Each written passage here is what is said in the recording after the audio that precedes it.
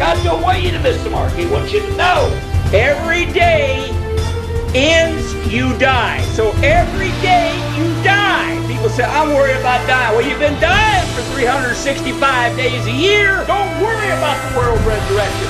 Worry about your resurrection.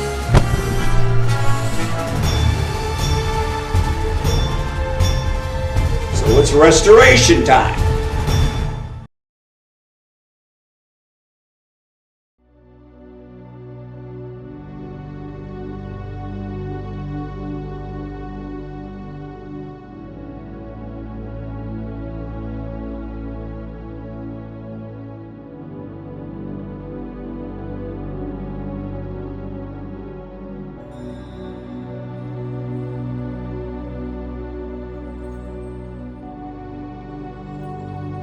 When God fills you with the Holy Ghost, you're not there no more.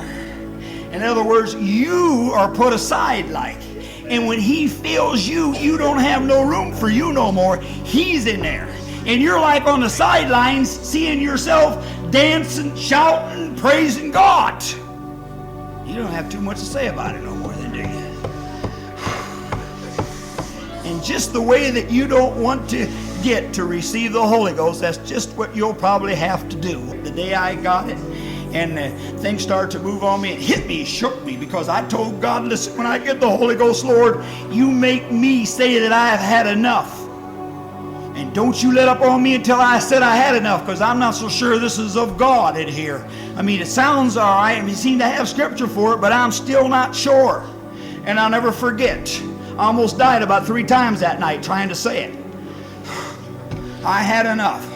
The Lord made sure when I got out there, and it was one time I didn't know if I was even going to be able to say I had enough, and I thank God that He gave me enough strength to say I had enough. So there was no room for doubt. God would leave. Most hard-hearted, skeptical that you could be. You weren't the apostles and all of God's disciples, and weren't some of you before you were filled with the Holy Ghost. And what was telling you that wasn't right, or what was shunning you or trying to tell you to doubt that thing, that old nature made after the image of who? Of our God of the world. That's where it's really after, isn't it? Because that's who mingled and got it all mixed up. I'll never forget that. Every time I'd mention the name of Jesus Christ, I'd automatically get down on my knees. And there wasn't nowhere under heaven I could stand on my feet, and I couldn't understand that. I'd just go down on my knees. Now here I was, God filling me with something that I was a little skeptical of anyhow, and I finally got to the place where I just give up on everything. But except God, and I was going to quit striving myself, and here I walk into the assembly, and God, bam! Starts to hit me with something I ain't never been hit before.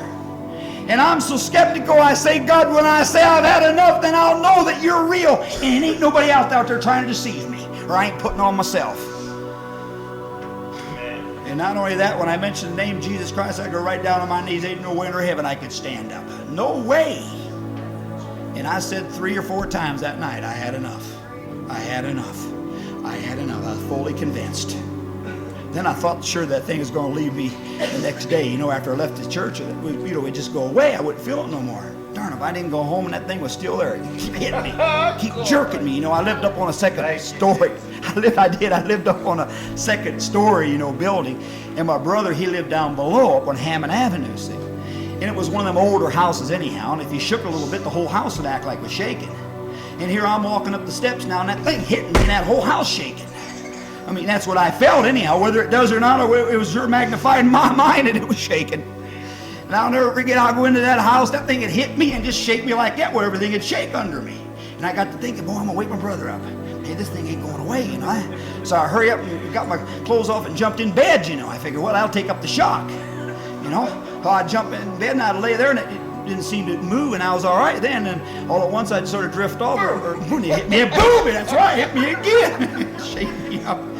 And I went to sleep, and darn if I didn't wake up during the night on how many different times that thing's still shaking on me. And I got so shook up, I didn't know what was happening. And And I say, man, this has to be God. I never seen it. I don't understand what's happening. I was so backward and bashful, there was nowhere under heaven I'd ever get up and testify or say a word. Oh, I'll never forget that. Anyhow, that day I got up out of bed and I hurried up and I was going to run over to my mom's, and tell her, I got the Holy Ghost. Look what's happened. Something's happening to me. Man, I was so tickled to death. I was telling her about everything. And my dad, he never went to church. Ain't nowhere under heaven he'd even darken the inside of a church. He was mad at some minister because he told on his dad and caused him to get a licking one time. And so he was never going to church, and he figured all them preachers was nothing but a bunch of hypocrites, and that's all there was, a bunch of thieves anyhow. So, I mean, it wasn't brought up to really getting too much involved in that. But I'll never forget that.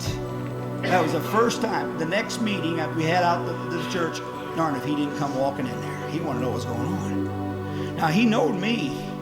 And he knowed I didn't have no compassion or anything, and I'd snot off to everybody, or I'd just do my thing, and that was the answer, and there wasn't nobody going to turn me in no measure whatsoever. And when he seen something happening, it shook him up. It did. It shook him to the place where he had to come find out what's going on.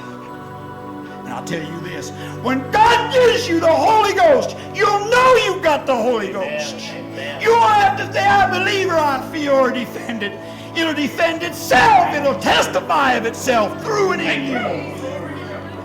Sing ain't changed. Don't you believe people when they're telling you this thing has passed away with the apostles. You're losing out if you believe that.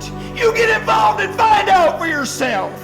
Go off into a corner if you have to, or off in the woods, or somewhere where you're by yourself, and pour your heart out before God if you're afraid to go into an assembly where they have it until God fills you with the Holy Ghost. Pour your heart out for Him and present yourself before Him. And you do it that way and see if God won't fill you with the Holy Ghost. You'll be out testifying and telling people things that were just like you, putting it down, denying it, saying it was of the devil and all this. Well, you better watch out what they're saying. Better watch out what they're saying. Don't you group with a group of people like that. If you have to, stay to yourself. Get off to yourself. When God gets a hold of you and starts to shake you up, and He starts to be the Holy Ghost, He's going to draw you off to yourself anyhow, because He's going to start talking to you, and He don't want a bunch of voices in your ears. He said, Abraham, get out from your people. Why did He say get out from your people? Because God wanted to talk to him. He couldn't talk to him with all them voices, all them relatives and people he had around. Get out, I'm going to take you into a land. Just me and you. Well, I'm in a land. And you'll multiply. What? In the things of God, that's what He multiplied in the place to where He proved Himself out.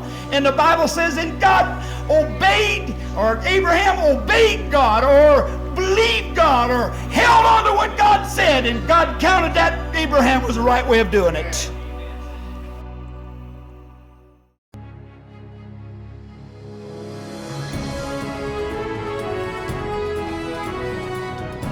Well, that's all for this episode. We would like to thank you for following along with us. Our hope is that what you have heard has motivated you enough to look into this subject further, using the Scriptures and by the revelation of God. If you need assistance, we would love to help you. Just reach out to us. Our address is Jerusalem Training Center. That's Jerusalem spelled with a G.